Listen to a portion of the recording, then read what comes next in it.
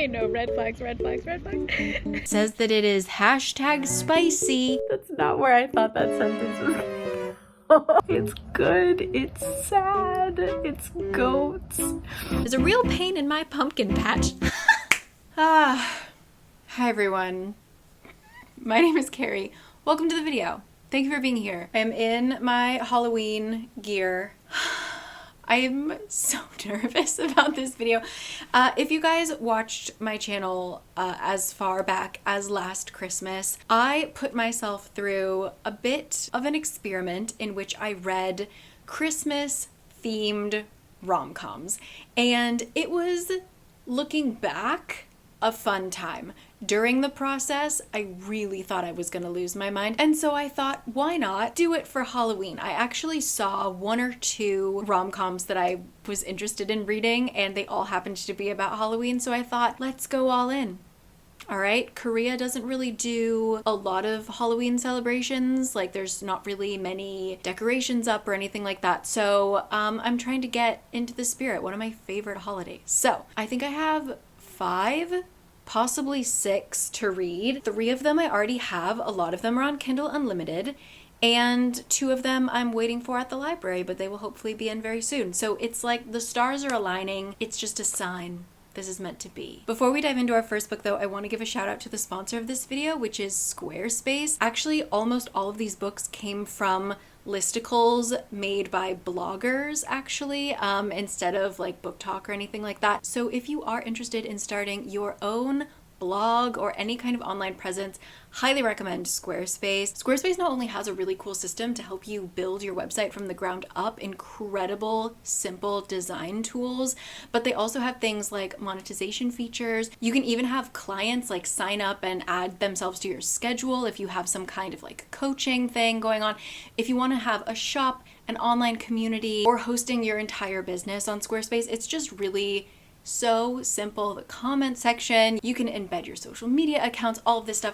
Really so easy, so wonderful. So if that sounds interesting at all to you, you can go to squarespace.com/caricanread to get 10% off of your first website or domain. So thank you so much to Squarespace for sponsoring this.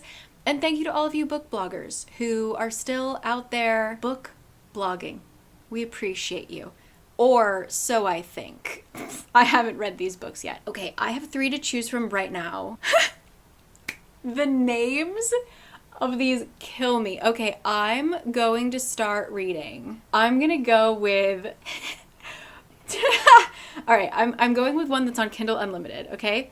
It is called Pumpkin Spice and Poltergeist.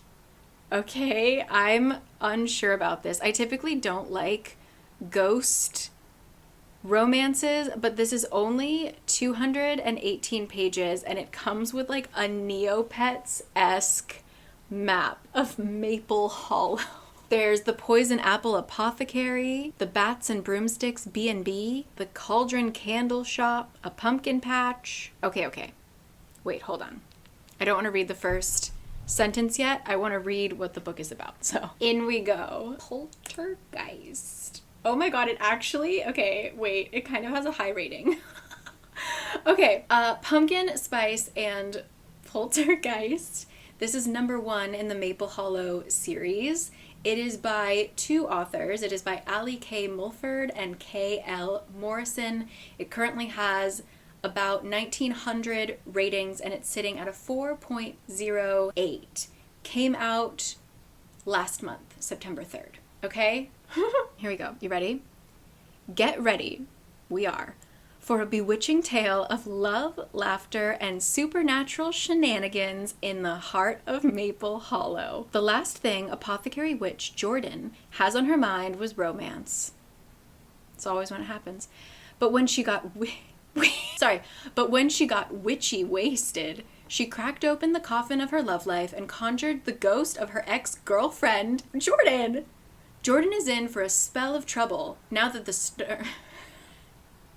This is such a tongue twister. I'm so sorry.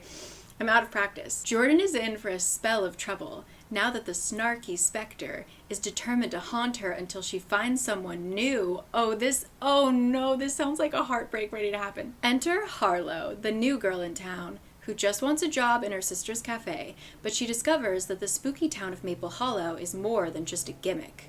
Real magic lives here. But after run-ins with vampires and one too many grave cafe blunders, she's ready to hop on a broomstick and fly out of town.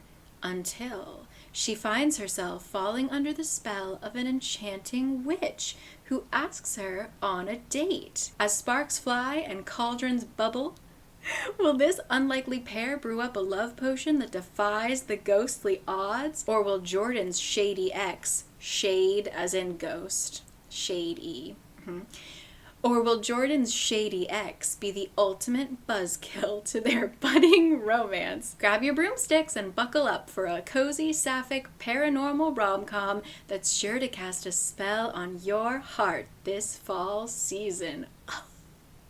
Okay, wait, this is cute. Wait, A.K. Mulford. Why do I know that? What have you written? Oh, okay. So one of the authors actually wrote a book that I didn't mind. What? A.K. Mulford is a best-selling fantasy author and former wildlife biologist who swapped rehabilitating monkeys for writing novels. Yeah, she wrote The High Mountain Court, which I didn't mind, but I didn't love. But that's so funny that she's gonna write a pumpkin spice and poltergeist book. Okay, I'm actually stoked. I was a little bit worried that these are gonna be like too cringe, but I feel like this might be fun. And it's only 218 pages. And I think it's maybe dual POV, maybe each. It is definitely dual POV, but I wonder if each author wrote a different chapter. Also, what did K.L. Morrison write? Oh no, I'm pretty sure she writes like dark romantasy. Okay, well, can the dark fantasy girlies write a bubbly, cute paranormal romance? We'll find out. I'm going to leave the house. The sun just went behind a cloud. But it is beautiful outside. So I'm gonna go to a park and start this book. I'll see you soon, okay? Happy Halloween, right?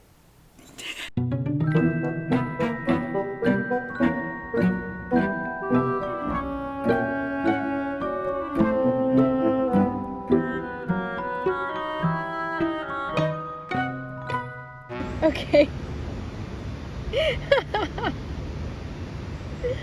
Oh my gosh, is it gonna be a mystery? Sorry that it's loud. I'm sitting next to an air conditioner, but oh God.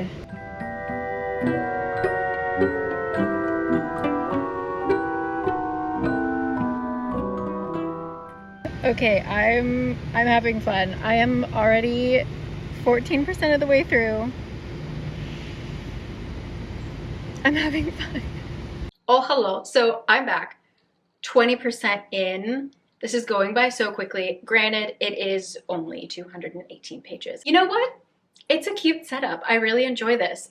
Basically, as we talked about, our main girl, Jordan, why am I blanking on her name? I've seen it like a million times. Jordan, in a drunk seance moment, brought her girlfriend, ex-girlfriend, back from the dead. Usually with a summoning circle, you can just be like, hey girl, sup, and then they go away.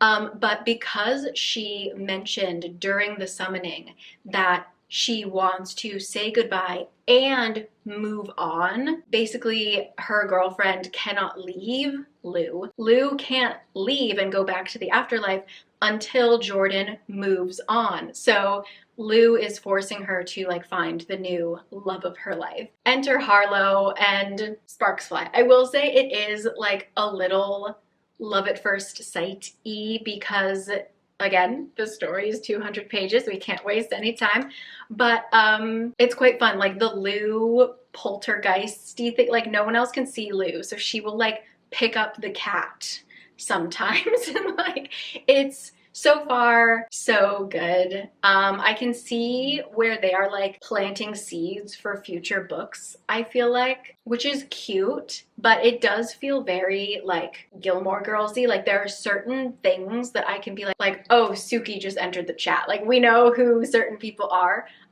but it's cozy and cute. so far. And yes, so I will continue, but. Okay, it's the next day. We're going in 38%. Harlow, no.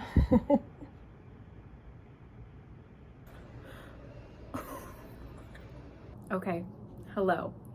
Finished our first book. That one went by so quickly, and my only complaint is that it went by too quickly. I don't think it should have been 218 pages. I think it should have been closer to 300. It needed more. That being said, like, the story was cute, like bonkers, ridiculous. I think that because it's as short as it is, it would be cute to read like on Halloween or something like that, just as a really quick story. But for what took place, I didn't kind of get the emotional payoff because I hadn't really been with the characters long enough. It's multiple POV, but the two characters' voices are exactly the same. So if their names weren't on the page, like if it was like, I did this and then she did this, I'm like, okay, but who is who? So it had its issues. I think like the concept was really cute, and like I said, I thought that the actions, like the beats were cute, but it was just too quick that I didn't feel the connection. I didn't feel the emotional payoff. Like, we're talking about sad stuff, like her ex-girlfriend died, right? And yeah, the romance just felt so quick. So it wasn't that it was badly written, it was just like missing time. Like, I think that this, technically not including the epilogues, because there are like 2 epilogues, just the like tiny story that we get, I think takes place over the course of maybe 2 weeks. So it just felt a little but it was a good grand old try. Okay, a good try. That was pumpkin spice and Poltergeist. The ingredients were there, it just needed to be cooked a little bit more. Like, there needed to be more of it, but not a bad start. That felt good to like get me back into the reading habit. I'd kind of taken a couple days off because I was working, so that was my first book back in a bit.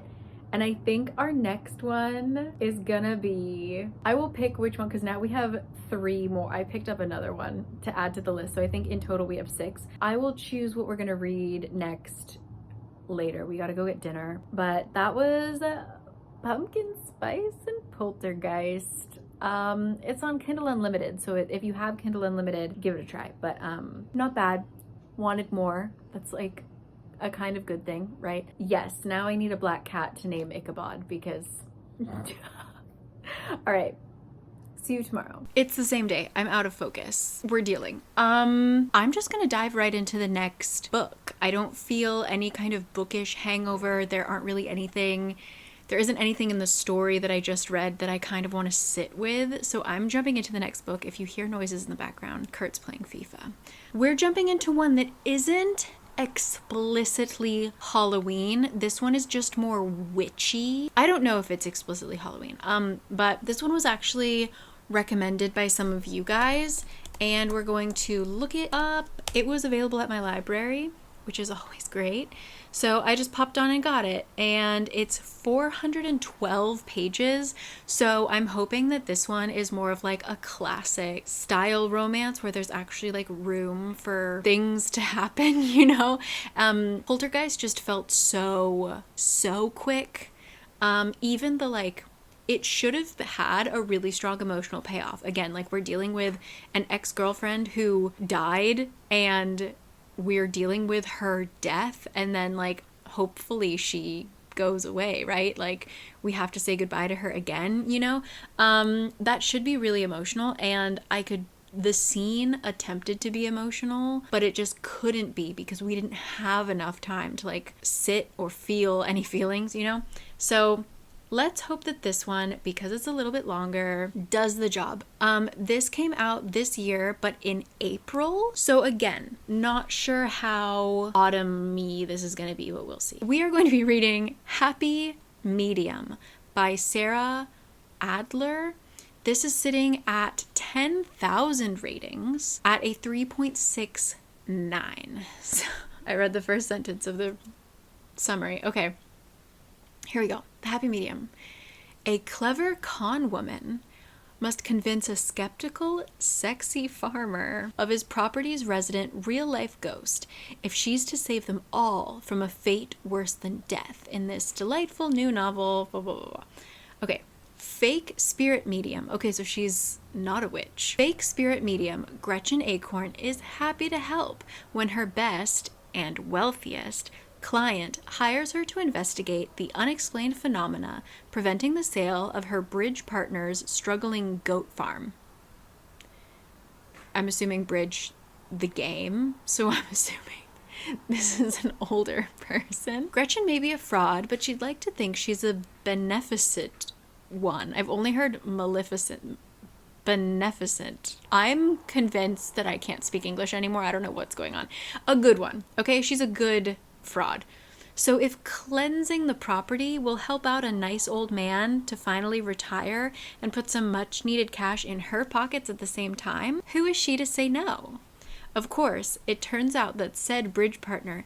Oh, Gretchen, I would have been there with you. I would have assumed too. Of course, it turns out that said bridge partner isn't the kindly AARP member Gretchen imagined, and I imagined. Charlie Waybill is young, hot as hell, and extremely unconvinced that Gretchen can communicate with the dead, which, fair.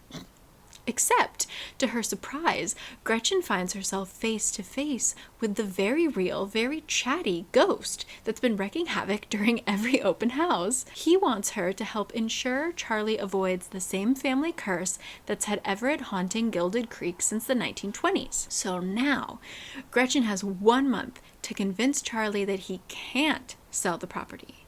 Unfortunately, hard work and honesty seem to be the way to win over the stubborn farmer. Not exactly Gretchen's strengths. But truth isn't the only thing growing between them, and the risk of losing Charlie to the spirit realm looms over Gretchen almost as annoyingly as Everett himself. To save the goat farm, its friendly Vantum, and the man she's beginning to love, Gretchen will need to pull off the greatest con of being fully, genuinely herself. So, okay, this doesn't feel totally autumny, but I appreciate a good ghost story, and I love farms. Love a farm story. So let's go. The first sentence, I already read it. Also, it does mention, like, trigger warning that there is going to be a character suffering from dementia in this, so just to note. Chapter 1. Gretchen Acorn is a bullshit artist. The talent for it runs in her family. Her daddy's a bullshit artist, as was his daddy before him, and him before him. And so on, all the way back to Fritz Etchicorn, who scammed his way into first class on the ship that carried him to the U.S.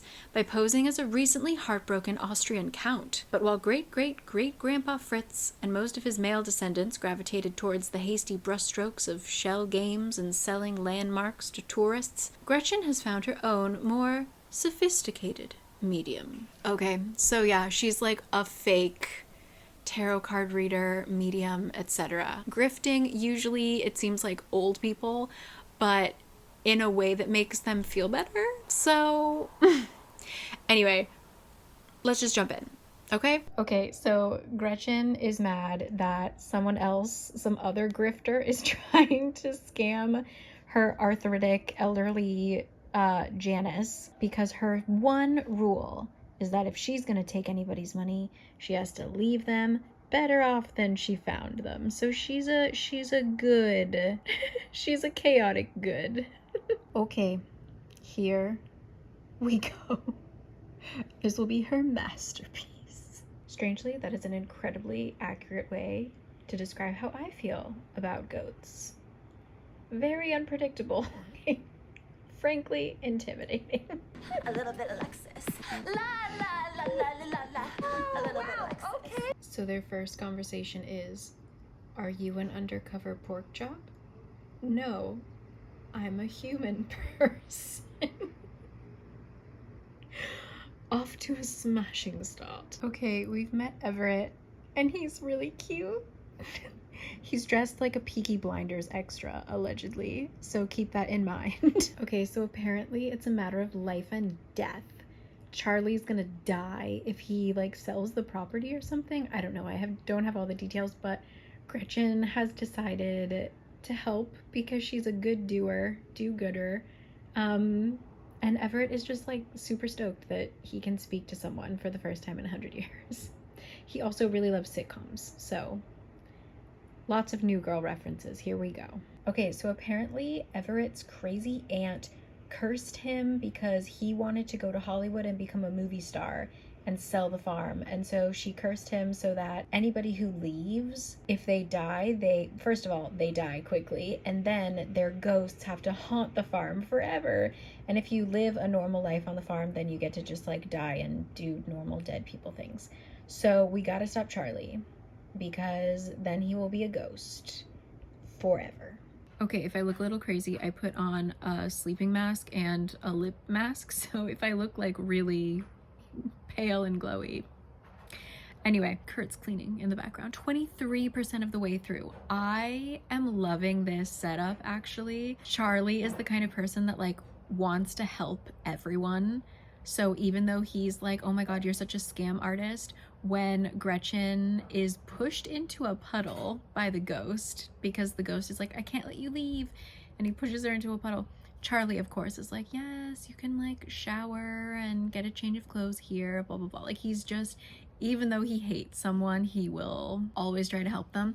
So the only way that she is able to stay, she like gives him all this information that Everett gave her, and he's still like, no, you probably got that information from blah, blah, blah, blah, blah, which like valid.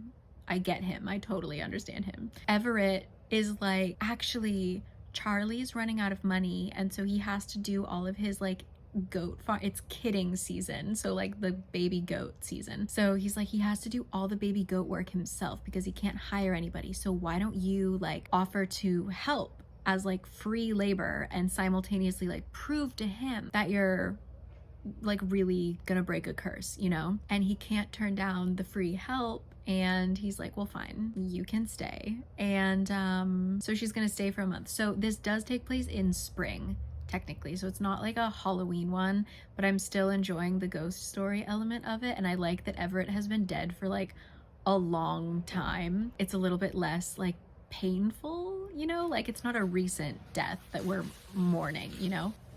I have the noisiest husband. So yeah, I'm really liking it. They're immediately like attracted to each other because they're both hot, and that's fine, but in like a bashful way. Like Charlie is very much like when she went to go shower, she took off her shoes and he was like, so it's cute. All right, I'll check in a little bit later. Okay, Gretchen's pulling out the big guns to get him to agree to let her live on this farm for a while. She's gonna lose all of the money that she needs, and this person, Mrs. Van Alst, is her biggest client, so like her main source of any kind of income. So if she screws up this job, she's really screwed. Also in the background, her dad just got out of jail, and it seems like she's also kind of hiding from him. So we'll see. I know that will come up, but yeah, we're at 23%. I'm so excited for this to get going.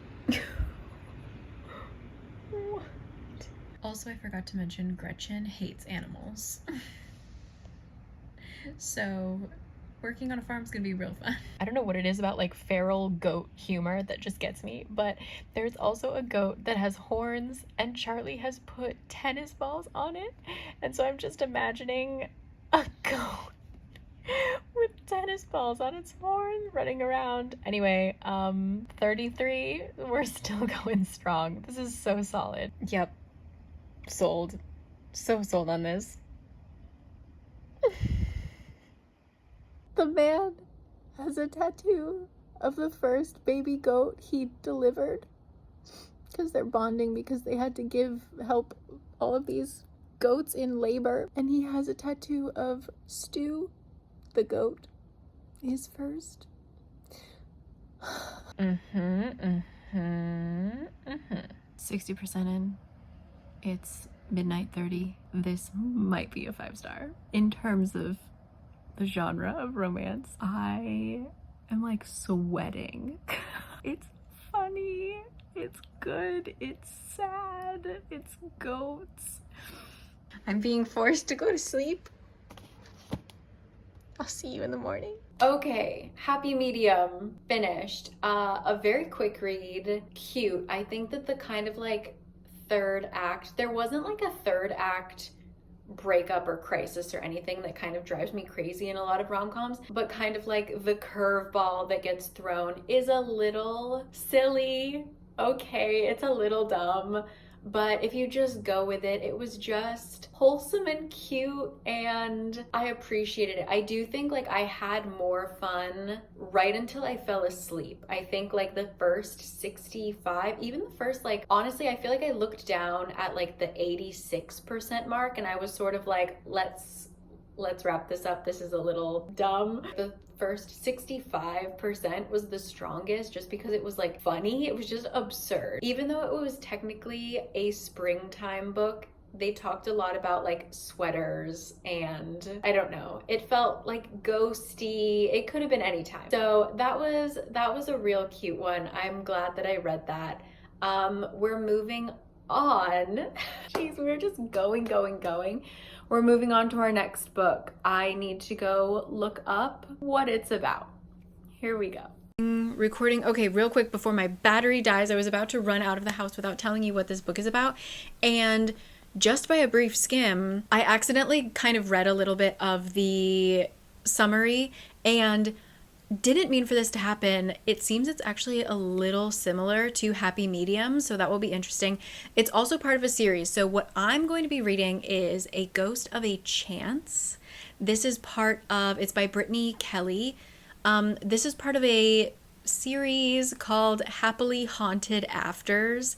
They're both on Kindle Unlimited. The first one, I think the reason I didn't pick it is because it is a second chance romance, and those usually aren't my favorite. But this one is a fake dating trope. So this one is also rated slightly higher, but it's also like a second one. Anyway, let's just see. It only came out last year in September. It has 1,300 ratings, sitting at a 3.7. Let me tell you, God, for rom-coms, there's always like the longest synopsis. Okay, fake dating the hot grump next door until Halloween is more of a trick than a treat.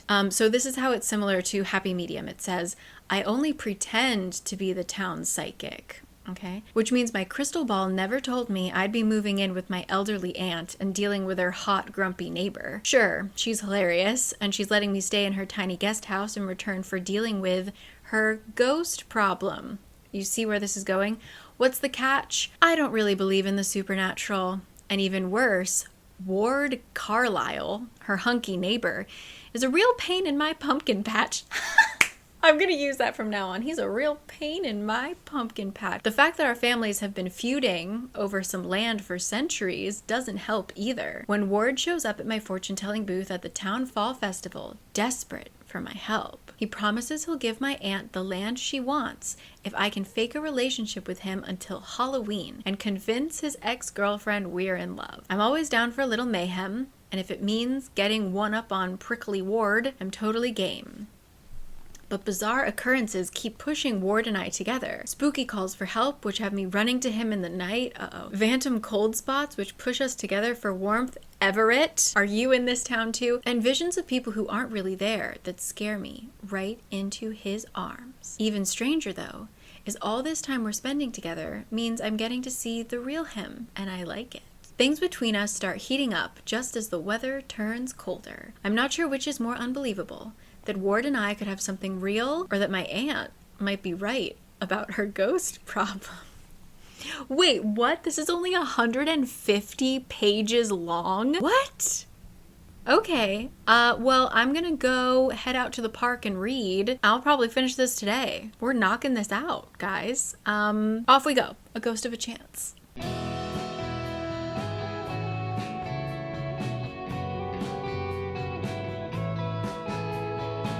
Anyway, I'm going to start my book. Here's my little picnic.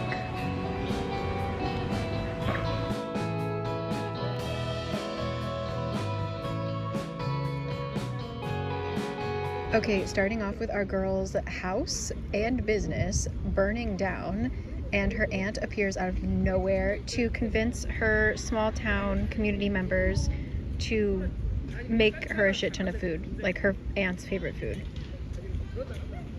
So the reason why Aunt Tilly manifests so quickly is because she was coming to get Tara to come help her with a little exorcism, and apparently they used to like play pretend all the time, like every summer when Tara would come to visit. I'm sorry, I'm so distracted by all the dogs. Okay, hold on. There's so many dogs everywhere. Anyway, so they used to like play pretend of like seances and communicating with the spirits and whatever, and turns out it wasn't play pretend. Tara like grew out of it, but Aunt Tilly is like, no girl, we gotta use those powers now. We got a ghost on our hands. Okay, no, red flags. The first introduction to who I assume is our romantic lead is that, oh no, go back. Oh no, what have I done? Is that he has miles of abs. So now I'm just picturing the most terrifying thing you've ever seen. Why? Okay, and so the real reason why Ward, the grumpy neighbor, is so grumpy is because Tilly is trying to like run him off of his land, right? She wants his house or whatever. So in order to torture him, she has a guest house that she rents out for bachelorette parties, and this is the checklist of like what they should be doing. And he's like, I haven't slept in a year. It's one of those things where like I don't even think I really want to know how many times the word dildo is used in this book, but we are on page 29 and I think I've read dildo maybe 40 times. I don't know how I feel about this.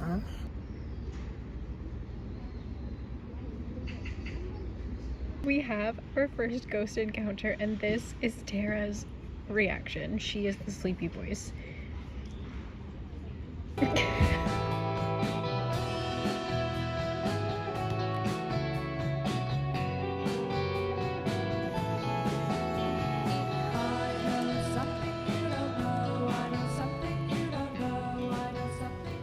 Okay, hey, I am back home, obviously. I'm on track to finish this in like an hour tops. I'm already like 60% of the way through. Do I love the setup? Do I love the characters? Is it my sense of humor? No. Is it poorly written? No. I will say like the beginning of the fake dating thing, gave off big, like, she's the man kissing booth kind of vibes, or not even, I don't even know how to describe it. Like, the ex-girlfriend is very much like a Monique. She goes to junior league. She's just like over the top obnoxious, so that is just a little bit unbelievable, but you know, whatever. So yeah, I'm gonna finish it, but I do think something about just like small town vibes always makes it feel a little autumnal, even though it is still a little toasty. After sitting out in the sun, it was a little toasty.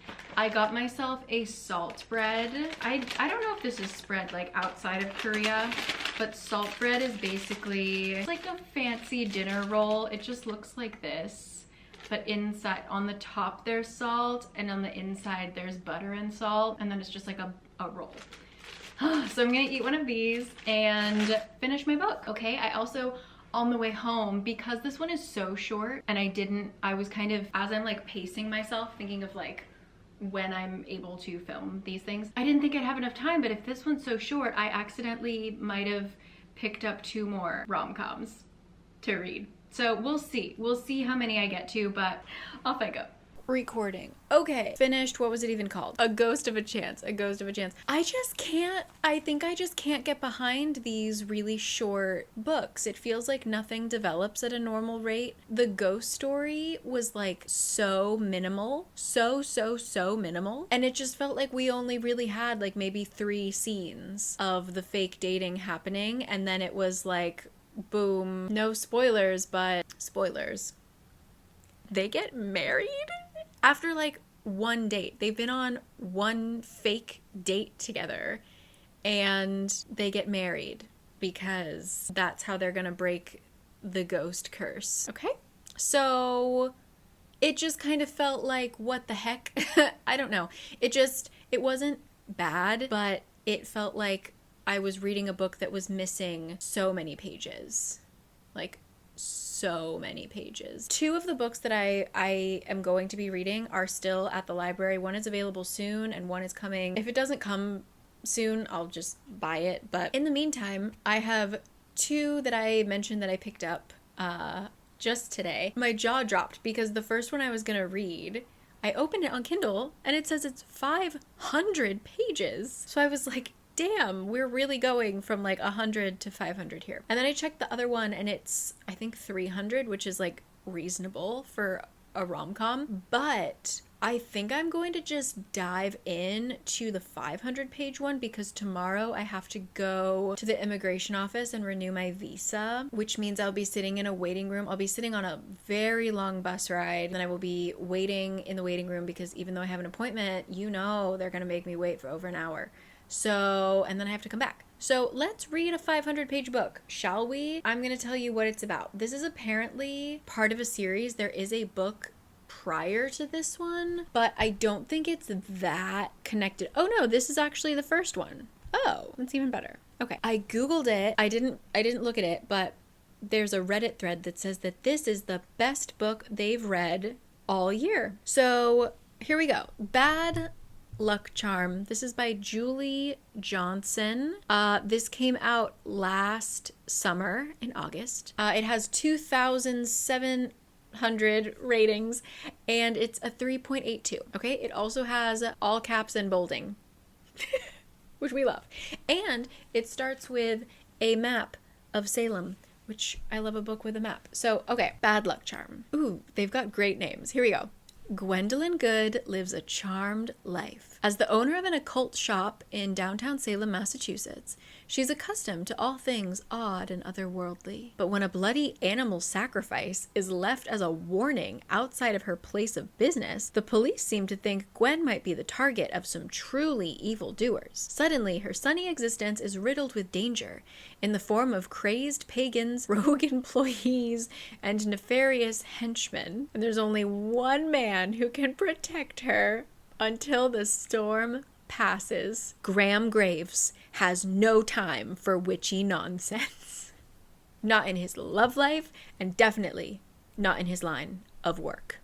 Despite the ever-present oddities of his hometown, the private investigator and acclaimed police consultant prides himself on staying objective in every case that comes across his desk. That all changes when Gwendolyn, a woman who gets under his skin like no other, finds herself in the crosshairs of dangerous criminals. Graham is determined to make her safe, even if her presence tests his steely resolve. But as their mutual dislike sizzles into unexpected attraction, he becomes even more determined to make her something else. His. That came out of nowhere. Bad Luck Charm is a total standalone romance of 450 plus pages, featuring cameos from a fortune-telling parrot, a modern-day pirate, and a coven of well-meaning octogenarians. With characters that leap off the page and plenty of spooky twists and turns to keep you guessing, fans of Johnson's previous Boston Love Story series, in particular, will enjoy this blend of heat, humor, and suspense. Okay, so this is part of the Witch City, W-I-T-C-H, City series, but she had another series that was based in Boston, so I think that's maybe where I got it. What's this one? Guys, why am I finding all of these Halloween? There are so many Halloween rom-coms. Wait a damn minute. Okay, no. Should I? This isn't technically... Okay. No. I'm not going to read this. Self-control. I'm going to mention this, but I'm not going to read it in this one because it's not particularly Halloween based, but it is just kind of like morbid. It's from a series called Love in Galway. It's the first one. It's called Morbidly Yours by Ivy Fairbanks. It has almost 17,000 ratings and it's sitting at a 4 stars. Okay. I'm pretty sure there's some kind of weird curse. No. In order to inherit his family business, he has to get married before his 35th birthday. And the family business is like a mortuary. Like his family are undertakers. I believe it's meant to be kind of fake dating, which is great. But yeah, not going to read that. We're going to read Bad Luck Charm. I'm going to focus and I'm going to stop looking at any. I can't keep adding to this list. Impossible. Off we go. I'm going to start it a little bit tonight, and then all day tomorrow. To the immigration office I go. Let me read you the first. Ba-bum-bum. Oh, it starts off with a quote from Glinda. "You've always had the power, my dear. You just had to learn it for yourself." Glinda the Good Witch. So it starts off with a prologue, and it says, "Whoa. Your aura is so stormy, they're gonna put out a nor'easter watch for the entire eastern seaboard." She owns a cafe / bookstore / occult shop, and her friend is a barista / cashier / mythical hobbyist. Anyway, let's go. Okay, our prologue is actually a flash forward, and then we're going back to like 2 weeks earlier. Whatever happens in this book, 2 weeks from now, she's going to be accused of murder. They found a body with a knife in the heart, and they think it's her, so off we go. Popping in real quick as a car drives by really loudly.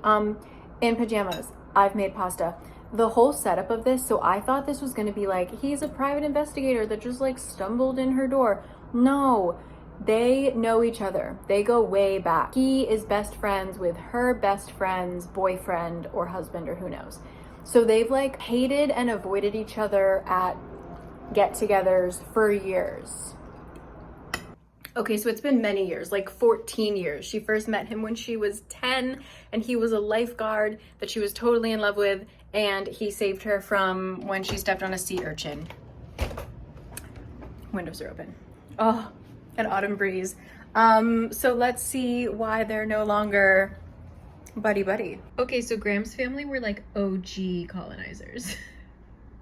Good to know. They owned half of Salem, Massachusetts.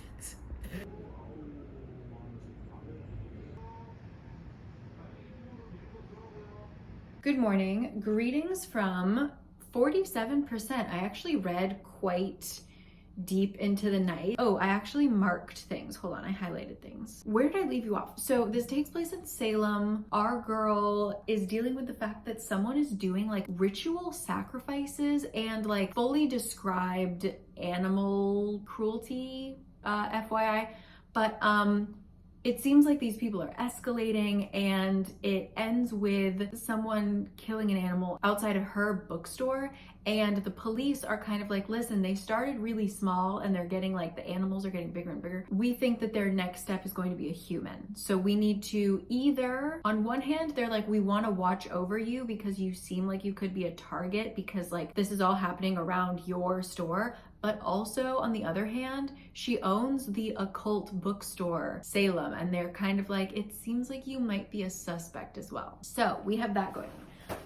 As I'm grabbing my highlights, a weird thing that hasn't come up yet, again, I'm only on 47%. Two of the characters, one of the characters in particular, has the name of a character from The Crucible, which is a play about the Salem witch trials that everyone had to read in high school in the US. I don't know why Elizabeth Proctor is in this, if it's just a coincidence. And then our girl's last name is Good with an E, but there's also a Sarah Good in The Crucible. Anyway, if that comes up, that will be interesting. But so I think that the reason why she doesn't like, okay, here we go.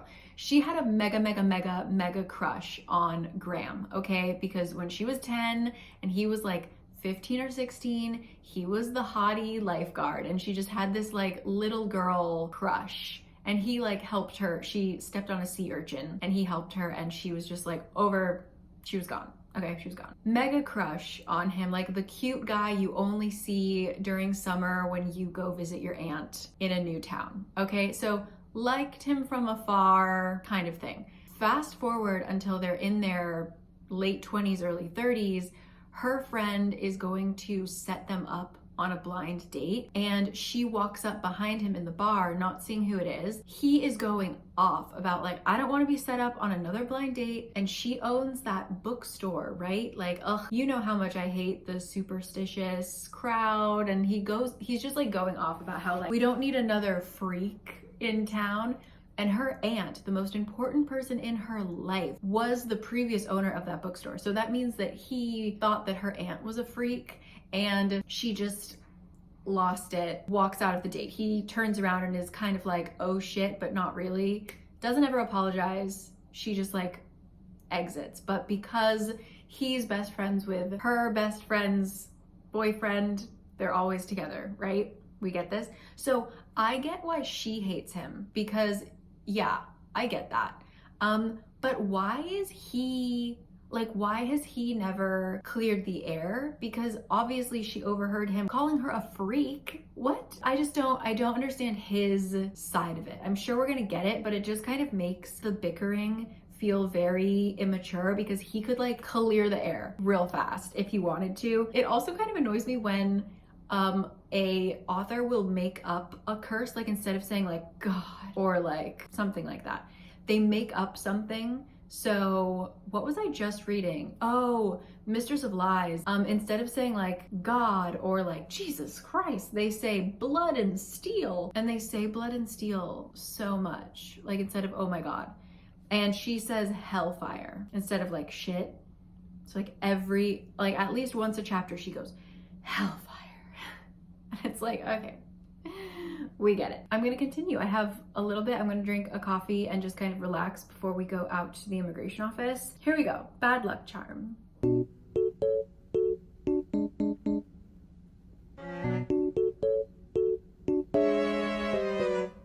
Nope, canceled.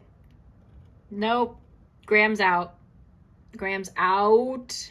Okay, I am somewhere near 70 something percent now. I had to change. I changed to look a little more presentable for my visa appointment. It's slowing down a little bit. I love a like, who hurt you, I'll protect you kind of character, but Graham has pulled a few shitty moves that like I personally would not forgive, let's just say. So I'm just waiting for us to get over this, you know. So I'm going to read on the train and then the bus and then the waiting room, and then who knows, I might actually even start another book, because I'm kind of breezing through this and usually the last 25% is like so fast. So we have reached the dead body that we met in the prologue. We are there now. We're all caught up. She's in trouble. Okay, suspect number 1 for a murder. So oops, let's see how she gets out of that. Let's go try and stay in this country for a couple more years.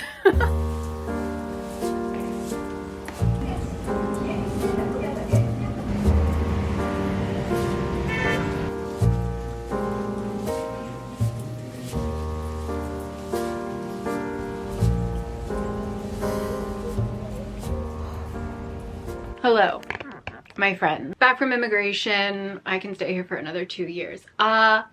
Oh my God. I am really angry at this book. I was getting so mad in the waiting room. So basically when I stopped you, how about, I'm gonna get into a little spoilery. So just my full overall review is, I think there are people who would like this book. I think that people who don't mind reading about a kind of toxic, overly possessive male love interest, like if that's your shtick. I personally I don't think the story was that strong. Like I was actually very interested in the covens are fighting. We never really got that. Like that was just kind of an end scene to wrap it up.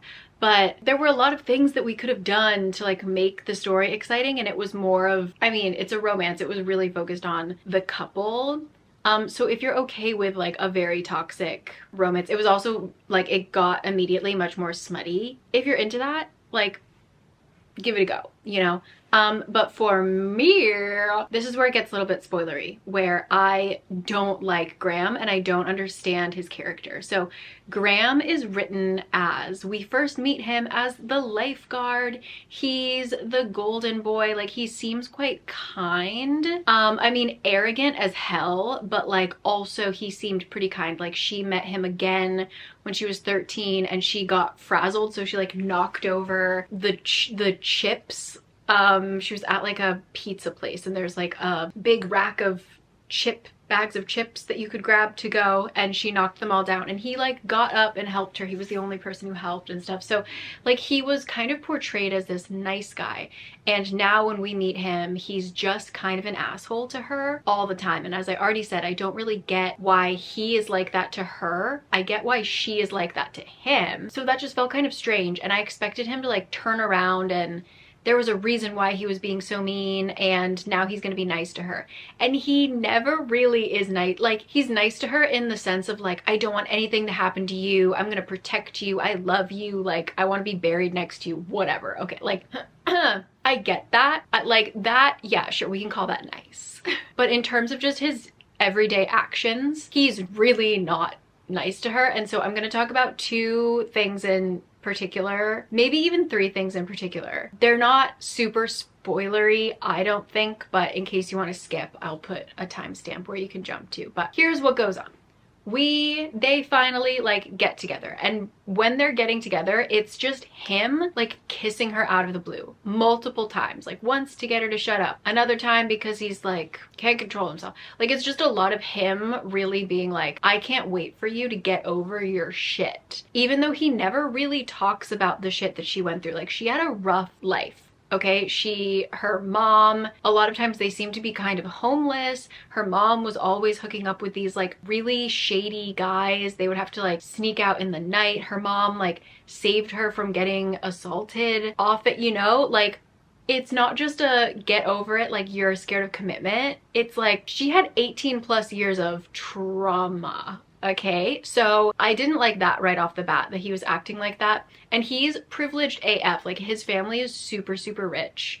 And he talks about it, like he's just incredibly wealthy, and money doesn't matter to him because it never has. He's always had it, right? So I didn't like that. Then he does this thing, one of the like second times that they kiss is he's really obsessed with the fact that she doesn't use any kind of security system. Like she locks her door at night, but that's kind of it. And in order for her to get her to take security seriously, she has like a pretty traumatic day. Like I forget what happened, but it was something like I don't remember what it was, but it was traumatic. Okay, she got kidnapped at one point, so maybe it was like right after she got kidnapped. Okay, drops her off at home, leaves. A few hours later, breaks into her home to scare her. Okay, she like attacks him thinking that he's an intruder, and he's like, haha, that'll teach you. And then we get a steamy scene, and in the midst of the steamy scene, he starts talking about like, wow, like imagine if it hadn't been me, imagine if it had been like this gangster that's trying to attack her. Okay, he would probably not be like, he probably wouldn't be this gentle with you, you know, we put him away for raping a teenager. And she, rightfully so, is like, hold on, sir. Are you like seducing me in order to teach me a lesson? Like he is like taking off her clothes and saying, you're so lucky it's me and not a guy who would have raped you.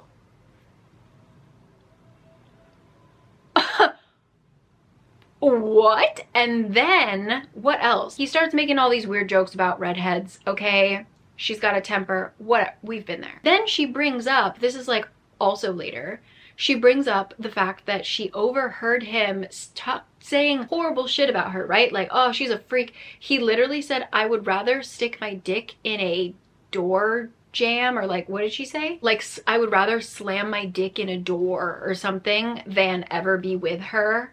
Okay?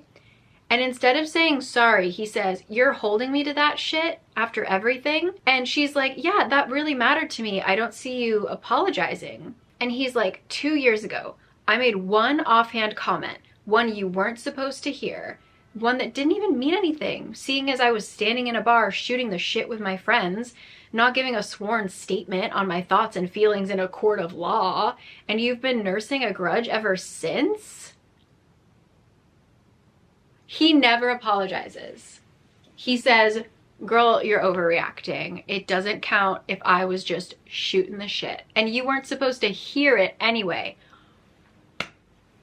Guys, ooh, Graham Graves is on my shit list. And then a few pages later, he's talking about how he hired his younger brothers to work for him.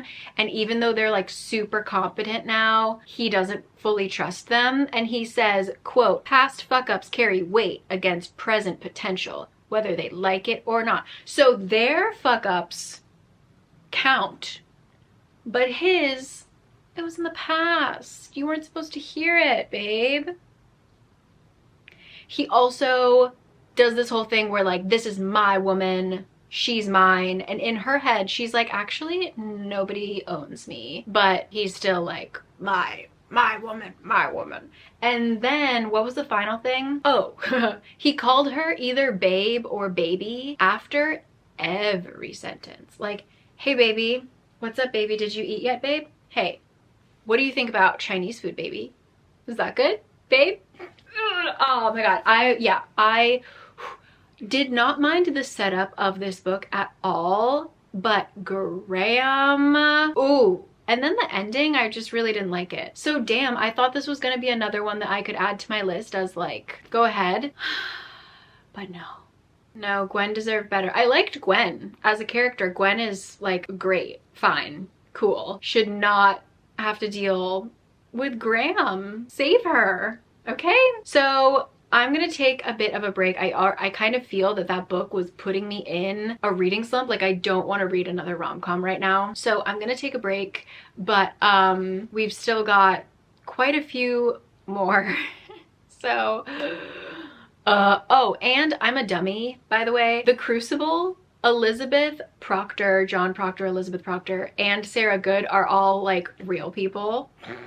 So yes, they are characters in the play, but they are also real witches, Elizabeth and Sarah. And sure enough, Gwen's ancestor is Sarah Good. So, and also one thing that's not touched upon is that she's a descendant of like the women who were accused during the Salem witch trials. Graham's ancestor was one of the judges that condemned these women to death. It's mentioned like once or twice and I was like, can we like pick this apart for a second? Like, what? So anyway, I'm heated. I'm gonna go drink some cold water, calm down. Shame on you, Graham Seton Graves. Shame on you. Okay, hello. I took a day and a half off. I'm very happy that I did. I read a fantasy. I feel like myself again. I feel like if I had just kept going, I would have really gotten, like, as I did with the Christmas books, kind of like the Grinch, more and more and more. So now I feel like I'm fresh. I'm ready to dive back in. We are going to read Perfectly Wicked. This is one that I just happened to stumble upon. It doesn't have a lot of ratings. I don't think a lot of people know about it, so I don't know what that means, but it's Perfectly Wicked by Lindsay Lovis. 400 ratings out of 4.13. It is Charmed meets Ghost Hunters in this magically wicked paranormal romance, perfect for fans of Not the Witch You Wed and The Ex-Hex. Now, I didn't like The Ex-Hex, so we'll see, but it sounds like it could be intriguing. So here's what it is. Holly Celeste and her sisters make the best, hold on, I have hair in my mouth. Okay. Holly Celeste and her sisters make the best apple cider in Maine. Already in, all right? Courtesy of a magical secret ingredient. But even that hasn't been enough to keep their orchard afloat. To save the family business, Holly accepts a proposal to let a ghost hunting series film an episode on her farm. Connor Grimm may be the sexy, down-to-earth TV host the nation loves, but to Holly, he represents her greatest fear: exposure. Holly doesn't mind if Connor chases down a silly ghost story. It's their other secret she's terrified he'll reveal. Connor Grimm's life goal is to normalize the paranormal, which he does on his show, Grim Reality. Except he isn't only looking for a ghost at Wicked Good Apples. That's funny, Wicked Good. There have been rumors of rain during droughts and other inexplicable happenings that could only be attributed to something supernatural. And Connor plans to expose it on an episode that will take his show's success to another level. Intent on keeping Connor in the dark, Holly joins him as he interviews eyewitnesses, hunts for old records, and unearths a story even she didn't know existed. Despite her resolution to dislike him, she begins to fall for the only man who's ever made her feel like strange could be normal. Too bad a relationship with Connor could only be temporary. He moves to a new state every month, and there's no room in his life for a... That's not where I thought that sentence was gonna go. Sorry. There's no room in his life for a woman with a pet hedgehog. A house full of nosy aunts and sisters and a failing apple orchard. Sorry, the hedgehog just really came out of left field. When Connor finally pieces together Holly's greatest secret, he's forced to choose between revealing his biggest paranormal discovery yet and propelling his show to the top of the charts, and giving it all up for the wicked woman who's charmed his heart. Here we go. I don't know if it takes place around Halloween. It is tagged as Halloween. It certainly seems... autumnal. So I'm obviously looking at Goodreads, and so of course in the readers also enjoyed, I always find a new autumnal Halloween rom-com, and this one is called Hot Hex Boyfriend. We gotta stop with the puns using hex. I'm kind of done. With it.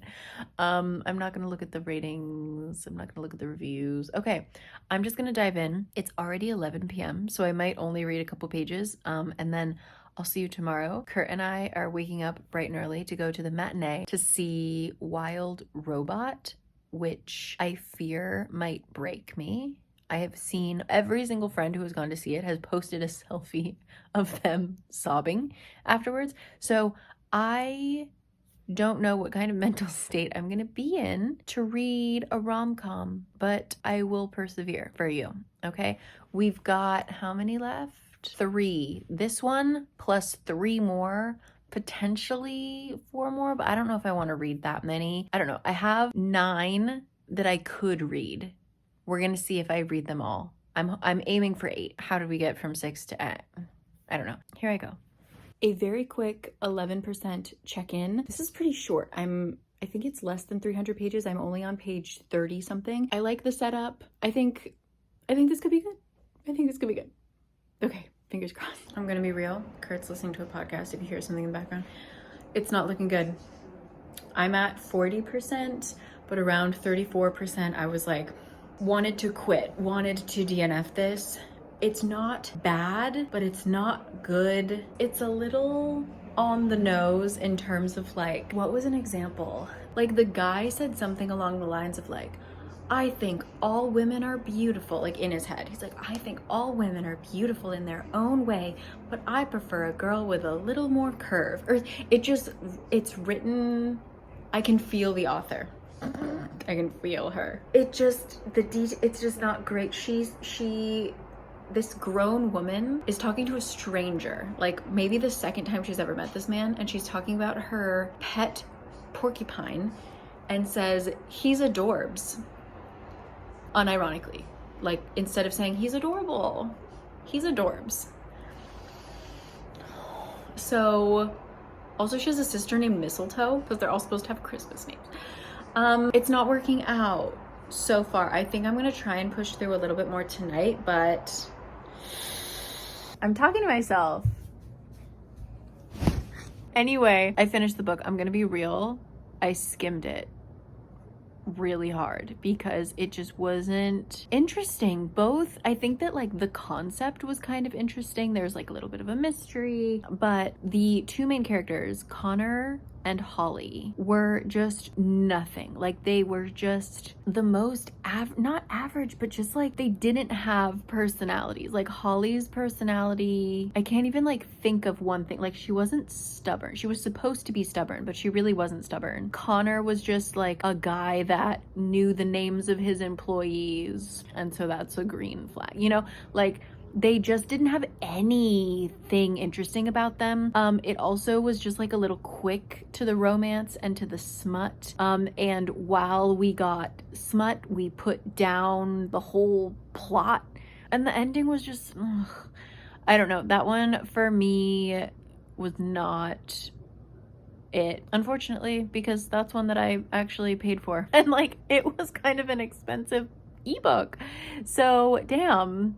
But anyway, I'm gonna take a break. It was not a great way to come back from my pausing of the Halloween books. That also wasn't Halloween related. So all the rest of them are all very Halloween related. So hopefully those hit. I'm kind of saving the one that I think is going to hit the best for last, or like in dire circumstances like this one where I feel like I'm about to hit a reading slump. But yeah, Perfectly Wicked, I would pass on it. I also forgot that she had a hedgehog. Like, her whole personality for the first bit was like the fact that she was a woman who had a hedgehog. And then I forgot about the hedgehog for the rest of the book.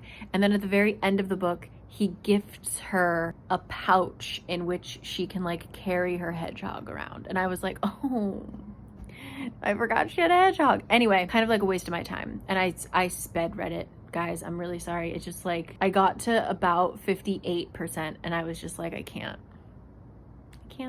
So on to the next. See you tomorrow. My friends, we are running out of time. I need to kick it into gear. The next book we are going to be reading is one that,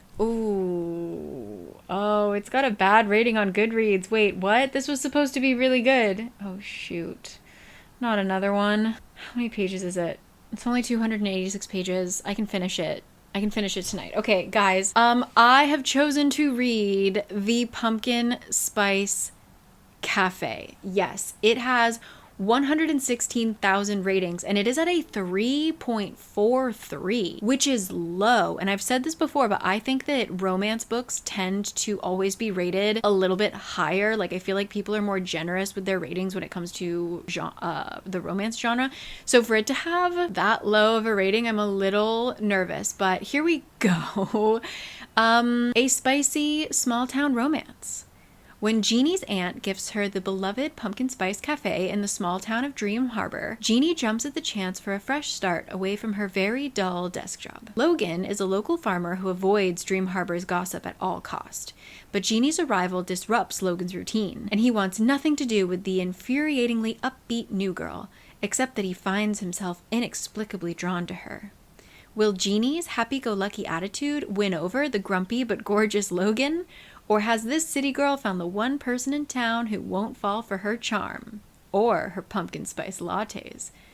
The Pumpkin Spice Cafe is a cozy romantic mystery for fans of Gilmore Girls with a grumpy sunshine dynamic, small town setting, and a happy ending guarantee, or a happy ever after guaranteed. It says that it is #spicy. Oops. Do I do it? Yeah, we're gonna do it because whoever in the San Diego, I don't know if it's actually, I don't know who to blame. I forget where I have it on hold, but either the Philadelphia or the San Diego Public Library, whoever has their claws in the best hex ever.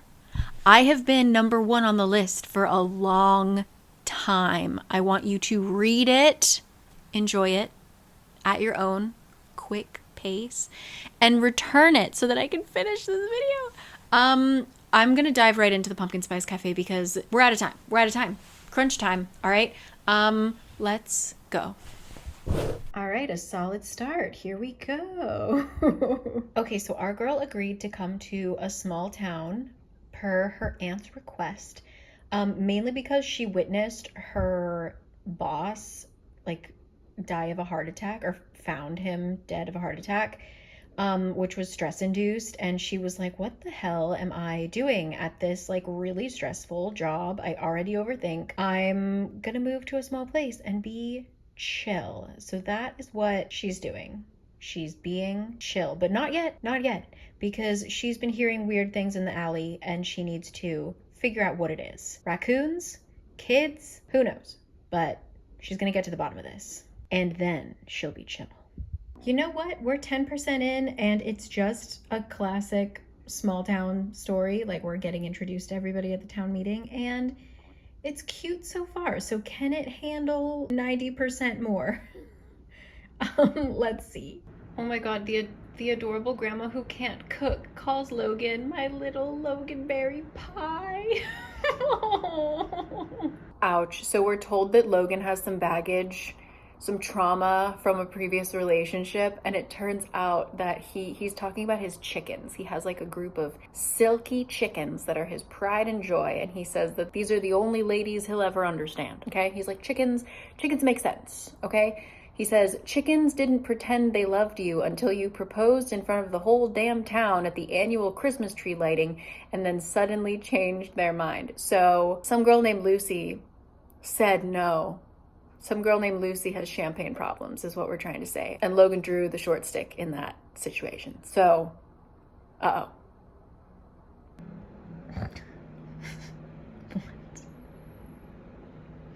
Okay, finished the book. This was fine, I'll say. If you want a book that's just like so easy reading, you know how there's like easy listening? This book was very much like an easy reading book. There was really no crisis. It also wasn't Grumpy and Sunshine at all. It was like more like introvert and anxious people pleaser. I don't really get the Grumpy Sunshine-ness. It was also very insta attraction. Their only real issue was that Logan was just worried that she was gonna leave, and so anytime they would get close, and so he like kind of wanted to keep the relationship a secret, because in the nosy town, like if he were to have another failed relationship, his like ego couldn't take it, because the townspeople already are like looking at him with pity because he's like the man who got dumped, you know? So that was like the main crisis. Like the book starts and you think it's going to be about like who is vandalizing the cafe, and like it really wasn't a thing. So it wasn't, to me, I wasn't drawn to finish it. I wasn't really wowed, or I didn't really feel a huge connection to any of the characters just because it was so blasé. But at the same time, like if you're just looking for a book that's pretty easy to read, I don't know. Like I don't not recommend it, but it kind of gave me nothing. Yeah, that's all I got. But like the small town vibes were definitely there. Like the small town was the crisis, right? Like he didn't want everybody being in his business, you know? So I don't know. I think it tried. It had a lot of weird things. Like for these grown adults, they used the word makeout session a lot. Like, oh, I can't wait to see her again so we can have another makeout session. And I was like, and then in the beginning she ended up dropping it, but like in the beginning she kept talking about like he looked at me and my innards rearranged, and I was like, ew. There wasn't anything inherently bad about it other than it was just like so meh, you know? That's the Pumpkin Spice Cafe. I'm gonna go to bed now. Thank you for joining me. That was so quick. And like it got the whole last probably 50 pages was like smut, so I was just kind of like, so, there you go. My thoughts. Good night. Okay, my dears, my darlings. We're gonna have the slightest change of plans. I realized that I am overextending myself and I'm simply not going to be able to finish the 8th book. I will give you, let me make sure. 1, 2, 3, 4, 5, 6, 7. Okay, I have read 7 books. I don't have time. The other one is less of a rom-com and more of a self-love autumnal story.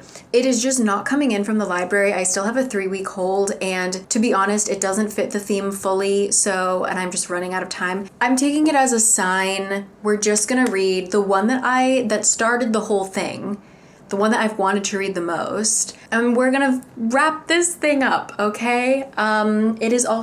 It got randomly really hot again. It doesn't feel like autumn right now, so I'm crabby. It's 25 degrees at 5 p.m. right now, but it's gonna rain tomorrow, and then we're gonna get some cooler temps, I hope. But so I'm just like, where is it? Where is the autumn? That's what I want to know. So hopefully this final book will give it to us. We are reading The Best Hex Ever. This is by Nadia El-Fassi. Came out October 1st. It's 320 pages. It has 1,129 ratings, and it's at a 3.66 which is kind of not the best, but it's not, I don't know. Oh my god, these rom-coms and having like, why is it that fantasies can take place in like a completely different world and have just like one short paragraph telling you what it's about, but a rom-com taking place in London, present day, needs 4 paragraphs. Anyway, here we go. In bold. A kitchen witch with a penchant for baking and literally cursed love life meets someone who's worth breaking a hex for in this sweet and spicy debut romance. Here we go. So, as a skilled, I feel so tongue-tied lately. Here we go. As a skilled kitchen witch, Dina Whitlock knows her way around a pastry recipe. In fact, she runs her very own London cafe serving magic-infused pastries for her loyal customers. But only a select few friends know about her magical abilities, or the hex that has plagued her love life. It's hard to fall in love when your partner is guaranteed to have a string of bad luck the second they start to have feelings for you. That's a good one. That's a good one. Scott Mason is back from traveling the world and is excited to begin his new job as a curator at the British Museum. After leaving London to heal from a brutal breakup 2 years ago, Scott only now realizes how much he missed out on. Now that his best friend's wedding, I love wedding dates. Now that his best friend's wedding is right around the corner, Scott is determined to be the most amazing best man ever. But he doesn't expect to be bewitched by the maid of honor, oh, why am I a sucker for these, who also happens to be the owner of his new favorite cafe. And more surprisingly, she's a witch. Oh my god, okay. I gotta calm down, Carrie. After a weekend in the countryside full of peculiar hedge mazes, palm readings by candlelight, and a midnight Halloween ritual, there's no denying the chemistry between them. But there's just one problem. The hex still holds. Dina knows that Scott is in danger. In the past, she's always cut her losses, but this time is different. Scott could be the one. Will Dina be able to undo the hex before it's too late? I know it's not the same, but I immediately just think of 4 weddings and a funeral, so I'm excited about this. I'm gonna start it now. It's 5 p.m. No promises, but this is the one that I'm most excited about and I've had other people recommend to me. And I love that it's truly Halloween themed. There's a Halloween ritual. And now all I'm gonna think about is buns at home. If you haven't been living under a rock, in London, there's a bakery that has really, really great buns. You're a perfect fan. Thank you. These are so delicious. This is my first bite ever. What do you mean ever? This is unreal. All right, so in my head, that's where Dina works. All right, so off we trot. Let's get this going. Hey, oh my god. Hey, I forgot to check in. I am at 20%, I think. Not that far in. They haven't like met again. Like the wedding is happening this weekend. There are just a lot of like logical things. I know I have to suspend a lot of disbelief when it comes to romance books, but I feel like in this one especially, I'm finding myself being like, and then like, no. Put the thinking cap away. Like the way that she uses her magic, is it ethical? I don't know. She also, yeah, the reason she has the hex, the reason she has the curse is like dark, I think, like quite dark actually. And it's kind of brushed off. I don't know if we're going to return to it, but so there's that. And so far I like the male romantic lead because he is frustrated by slow walking tourists and he is obsessed with the fact that he needs a carpet in his home to make it feel like a home. And as someone who just bought a rug and finally I feel settled in my home, I was like, I get you so much.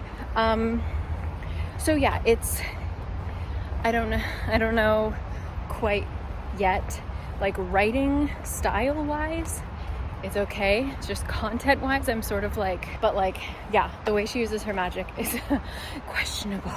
Anyway, I'm on a walk. I was out because it's a super moon and I wanted to see it. And now I'm just walking and I'll see you at the next update. Yep, Scott's my boy.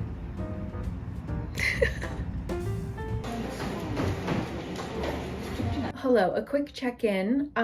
Almost a 50% update. I think like 40, let's say 44%. Jogging my memory, this was the one that said it was hashtag spicy, right? This is definitely a romance for the smutty girls, which is fine. It's just not me. Scott and Dina were just like immediately attracted to each other, which I don't mind, but it was like immediately, I want to rip their clothes off. That phrase has been used already, I would say 10 times. Like Dina says it, Scott says it, her friends say it. They're like, he looks like he wants to rip your clothes off. And it's like, okay, we get it. They want to rip their clothes off with their teeth. And it's already gotten smutty. Like, you know me, and I'm like a yearning girl. And so I personally really love, like, there were moments of like heated eye contact or like hands accidentally brushing, but like it happened after we've already established that like Dina wants to jump Scott's bones, which she said, those are her words. So it was already like, I don't know how to explain it. Like, I like when the characters don't even know their own feelings, you know, and they're like, suddenly their pulse jumps and they're like, what the fuck, you know?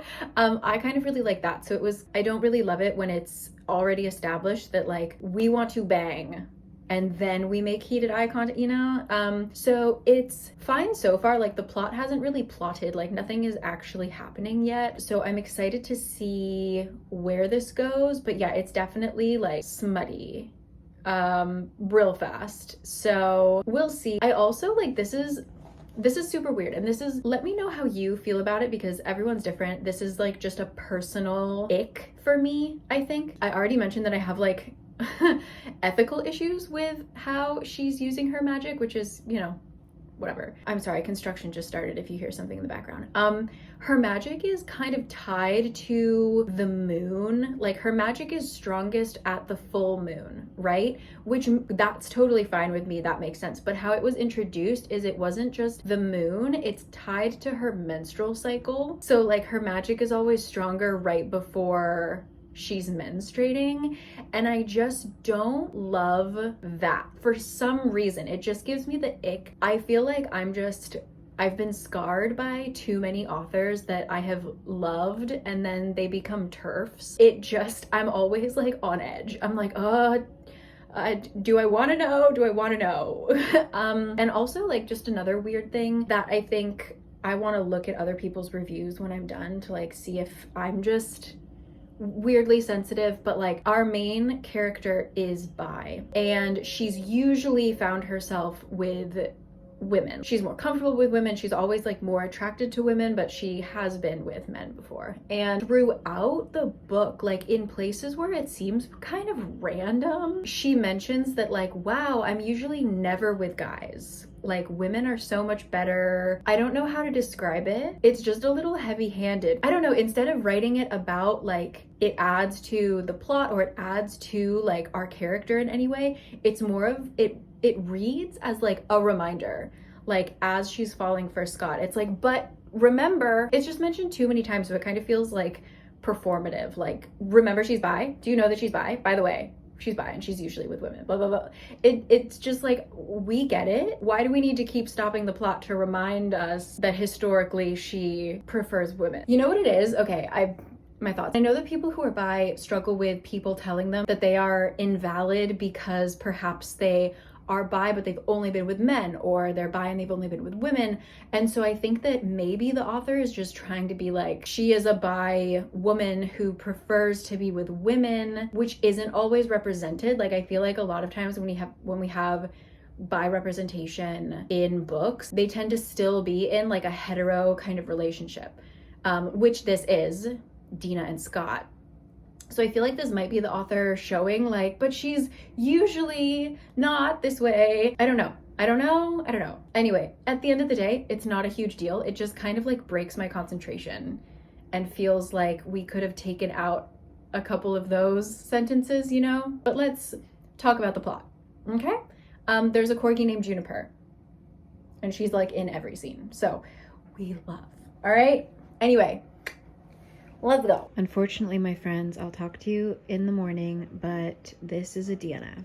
It should have been a DNF when I last spoke to you at 50%. I skimmed quite hard until 79% because all of it was smut. I kid you not, all of it was smut, and like written in a way that I already don't like smut, but like written in a way that I hate, and just not good. Like they both don't have any, again, like the kind of nothing burger of a person. Like Scott loses his entire personality and just becomes like a good girl and uses all of the words for female body parts that I despise, kind of character, and it was just not awesome. What a bummer. And Halloween came and went and it was gone. So but don't you worry, I'm insane. We'll talk tomorrow. Okay, really quick, because last night I said I'm insane. That book just wasn't great. It started off rough because her curse has to do with basically her taking away the ability to consent from her girlfriend, like her first serious girlfriend, and her girlfriend gets in a big accident and is hospitalized because of it, and it's just kind of bizarre. And then her magic continues to be like, granted, she is like magicking the food to like, you eat it and it feels like a warm hug or something like that, so it's like not a huge deal, but like she has these like get your job lattes or something, like if you drink this latte before you go to a job interview you get the job, and I'm like, what? It was just kind of weird. And then the magic sort of drops off because it's just smut. Then we like lose all sense of the characters, like they're just like only focused on one thing, and it was just such a letdown. And like I said, I skimmed it from the 50, almost 45% mark up until 80%, and the only thing that was happening was that they kept being put in like stupid situations so that they could bang. Not really my cup of tea. So I've got one more book for us to read. I didn't want to end on a DNF, but I will say, for you folks that enjoy really smutty books, I saw high ratings on Goodreads.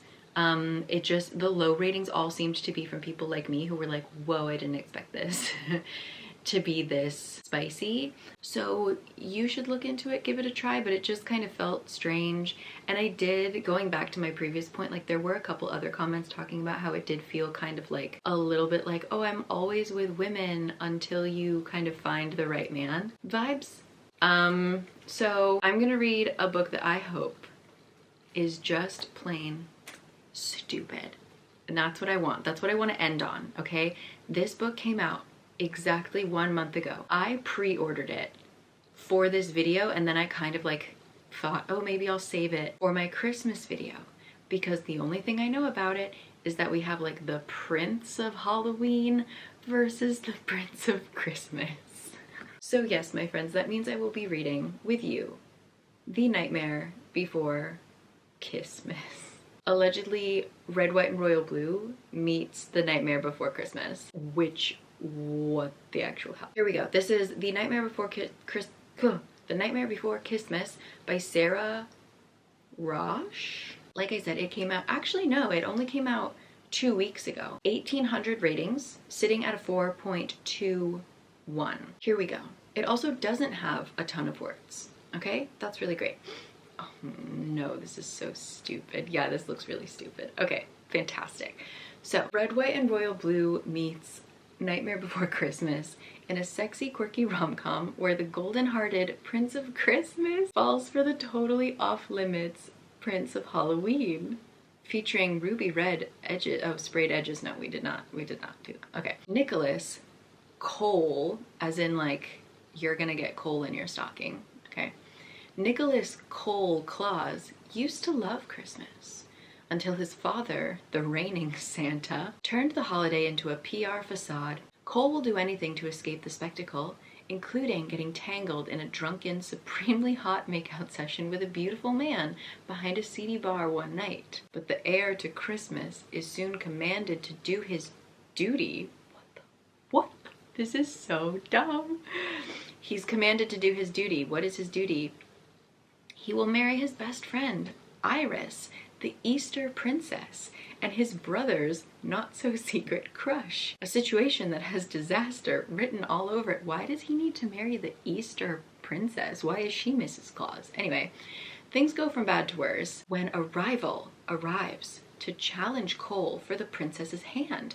And Cole comes face to face with his mysterious behind-the-bar hottie, Hex, the Prince of Halloween. If I see the word Hex one more time, I swear to God, all right?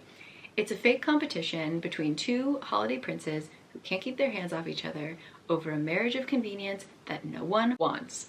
And it all leads to one of the sweetest, sexiest, messiest, most delightfully unforgettable love stories of the year. Okay, it is hashtag Christmas and hashtag Halloween. That's amazing. Oh my God, now I'm looking at Christmas rom-coms. No, we've got months. We've got a month at least before. This is also a series. This is Royals and Romance #1. So I have things to do. It's this weekend. I'm doing things, but sporadically I will be reading The Nightmare Before Christmas.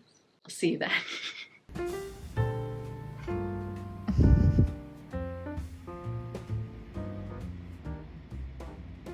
Okay, a real quick 20% update. My hair, we're dealing. So I've reached the point where the summary has told us everything so far, right? So the thing that I didn't expect is that the Prince of Christmas is the kind of fuck up character. Like, he hates, I mean, we knew this, that he kind of hates that Christmas is more of just like a giant PR, like marketing scheme, right? To just basically give everybody a bunch of like cheap plastic toys instead of actually what they want. And so the story starts with him creating a minor disaster when he uses the Christmas databases to answer all of the Christmas letters from this one small country in the Pacific Islands and like actually give them a tangible, helpful gift. So like a lot of the kids were saying like, oh, my dad left and my mom doesn't have enough money to support us. Like, can we just have a little help? Like that kind of thing. And he actually made those happen, but accidentally also created a kind of like economic collapse of the country. And they had to like, it was a whole mess. Okay. Also the world, like because of magic, okay, everyone else, like a normie person, believes that in the tabloids, they're just talking about like some foreign royal, like unclear where they're from, right? But for people who are like within the worlds, they know that like each royal is part of a holiday instead of a kingdom. And so Christmas is best friends with Easter. They've been friends forever. And as we know, they have been arranged in marriage, and they did it super publicly so that neither of them, like Iris or Nicholas/Cole, could back out. And then Halloween shows up. So this is how it all gets twisted. At the party that they're like, we are beginning to court the spring or the Easter princess, Halloween shows up and they're like, no, we don't like this alliance. You guys always like all the cheerful holidays hang out together. We like, this is gonna, destabilize our whatever. So King Christmas, who seems to have something up his sleeve, is like, great, why don't you also court Iris and she will choose at the end of the year or something who she wants to be with. And no one is asking Iris what she wants, by the way. So yeah, and then a year and a half ago, as we know, Christmas, Nicholas, when he, like the day that he created that whole disaster, he was like drunk, pacing, having a little panic attack in an alley behind the bar. And this guy just kind of comes out of the bar as well. And Nicholas just kind of unloads his problems on him and he gives him some good advice. And they somehow end up in a steamy situation for like 5 seconds until they get interrupted and he just disappears. And it's been a year and a half and Nick is still thinking about what he said and like his advice and stuff like that. So I wonder when we'll see him, I'm gonna continue. It's stupid. Like, you really have to not think logically. Like, why does the entire world you can't, I'm not questioning a lot of things. But here we go. Continuing. Yeah, stupid. So stupid. But you know what? I'm having fun.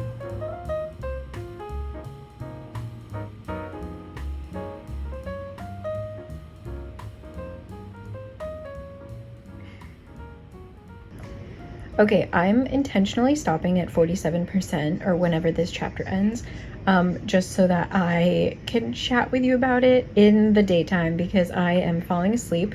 But so far, this is significantly more Christmassy than Halloweeny, but I'm still having fun. And the whole like crisis is a little dumb, and honestly, like, I'm not thinking too deeply about it, but it's cute. It's a lot of like near-death experiences for Hex. Currently they're making him ice skate. And yeah, it's fun so far. So I will catch you tomorrow when we finish this bad boy, The Nightmare Before Christmas. All right, it's a new day. I finished A Nightmare Before Christmas. So here's the thing. Was it fun? Was it cute? Was this one probably the most just a jolly good time? Yes, I think so. Let me pull up the books that I did read. My ending remarks. Also, I'm making pasta, so I think it's boiling. Hold on. Okay, almost. So the only issue I have with A Nightmare Before Christmas is that the entire crisis kind of doesn't make sense. So, I mean, it does, but the way that it's explained is quite complicated for what could have been a little bit less. This wasn't a book that I thought I was going to be reading for political intrigue, but it ended up being so. So basically, the kind of currency, the power of all of these different courts, all of these different holidays is joy. Basically, like, the whole point of a holiday is to bring joy to people, even Halloween, right? And so each holiday kind of brags, like, Christmas is the most powerful holiday because it brings the most joy. We find out that Christmas has been doing basically like mob boss stuff where they require other holidays to give them a bit of their joy in exchange for like being favored by Christmas. I don't know. And it's just, it gets a little confusing. Like, we're trying to steal Halloween's joy, but also we're just trying to shun Halloween. I don't, you see? The whole issue becomes like Cole is willing to throw away being able to like undo all of his dad's bad deeds in order to just save Hex. Like, his whole thing is like, I don't want Hex to be hurt, which is like a great crisis if you understand how Hex is being hurt, but just the way that it was kind of laid out, it was just so absurd because we were dealing with like holidays and joy that it just was, I wasn't taking it seriously. And then when it needed to be taken seriously, I was kind of like, oh, what's going on? So, but other than that, like, if you're okay with just kind of going with it, I thought that the relationship was cute. I thought that the smut, there is smut, but like it's timed correctly. Like it didn't feel weird. Like it kind of felt like natural. And there is another relationship. There's like the whole issue of his brother has always been in love with the girl that he's supposed to be marrying, right? I thought that dynamic was really cool, but minor spoiler, if you read the synopsis for the next book, because this is going to become a series, it follows that brother and it looks like she is not in the picture. And I kind of wish that it had been talked about in this book. They leave us kind of on a cliffhanger with that relationship, and I would have liked a little more, you know, I don't want to have to wait another year for that, because I thought that just like unrequited longtime crush love, I just adore. So, but yeah, that one was actually fine. The points get taken off because it was much more Christmassy than it was Halloween, but perhaps that just means you get a jump. If you're just dying for the Christmas season to start, there you go. A nice little segue, okay? If I were to go about ranking these books, hold on. The top two, ironically, are the least Halloween related, and that would be Happy Medium and A Nightmare Before Christmas. A Nightmare Before Christmas is just like stupid fun. I feel like that would be nice to read on a sick day or like a snow day, where you're just kind of in bed and you want something cozy and stupid. I mean that in the nicest way. A Nightmare Before Christmas. Happy Medium is more of a classic rom-com, and it's farm. Eventually we get to autumn. I believe there's apple picking, but it's more of just farm and goat vibes, okay? Next, I would put Pumpkin Spice and Poltergeist. My only issue with it was that it was too short, and it would have been so good. It would have had me crying, because the way that the scene that should have been my crying scene, you know, the emotional climax, it was written like I should have cried. I just didn't have all of the stuff getting me there, you know? So still cute, just too short. Next, I would then weirdly put, I would say the Pumpkin Spice Cafe. It was so boring to me, but that's okay. It was boring in the way that a filler episode of Gilmore Girls is boring. It's kind of comfortable, you know, the beats kind of thing, but like nothing actually exciting happens. You see the twists a mile away. All of the characters are just sort of either very much who they're supposed to be, like you've got the crazy town mayor who's just kooky and that's all he is, and you've got the hunk that's supposed to be grumpy but it never is grumpy kind of thing, you know. Very filler episode Gilmore Girls energy. Not necessarily bad. I wouldn't run out to buy it, for example. The other books, the other 4, I would DNF. All of them. I wouldn't touch them. Best Hex Ever was just smutty for no reason. Like so smutty for no reason, and very like tropey, you know? Like he says good girl a lot. Just kind of became a caricature, if you will. Bad Luck Charm, Graham, on my shit list. I can't. Perfectly Wicked, also just like nothing burger of people. They had no personalities. I felt no emotions. I felt nothing. And then A Ghost of a Chance was 100-something pages and kind of didn't deliver on anything. I feel like if anything, A Ghost of a Chance I would recommend, simply because you'd only be wasting like an hour and a half of your time, depending on how fast you read. And like, it wasn't bad, it just was not good. And I just didn't, the humor was not for me. The whole like dildo bachelorette party pussy palace thing was like funny for maybe not me. So that's my ranking. I feel like for my Christmas books, I at least found some great books. Like Catherine Walsh is one of my new favorite romance authors actually, and she is now, I think as of this month, she will have her books released paperback, like physically in the US. So very excited for her. Please go support her if you are looking for Christmas rom-coms. I will have that video linked down below, and Catherine Walsh is like chef's kiss. That is her genre. Christmas in Ireland rom-coms, okay? But yeah, that's where I'm at with those. I will say, so I guess that had to have been 2 years ago, I read Wishful Thinking by Celestine Martin, and it wasn't like my style. Again, it was kind of, if I remember correctly, a little second chancey or just like insta-lovey, which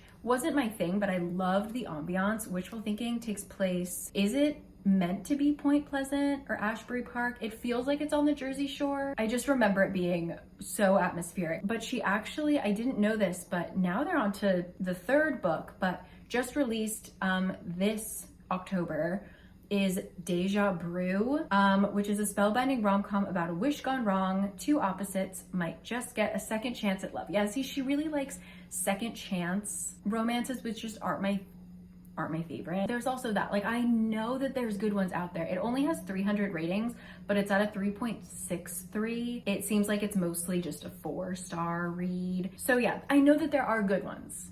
There's like Spookily Yours. I had to kind of pick based on vaguely checking the reviews. And that one also, I was like, he's a cat? I don't know if I want to read that one. So there are many more. I just, A, don't have time, and B, I'm feeling the reading slump coming in hot. So I'm gonna stop now. I feel like this is a good place. And I just started reading Rain and Ruin because I feel the reading slump coming, and everyone has said it's really good, and I'm 20% in, and so far, so good. So I think it's on Kindle Unlimited. So I'm reading that currently if you're curious. But anyway, yeah, I'm gonna end here, gonna go check on my pasta, and I'll see you guys next time. Okay, thank you as always for checking in and being on these rides with me. And thank you again to Squarespace for sponsoring this. Squarespace.com/caricanread. Get 10% off your first website or domain. Thank you again to the book bloggers that did the work to find these. I'm coming after you, some of y'all. Happy Halloween to you all, and I'll see you when I see you, okay? Bye.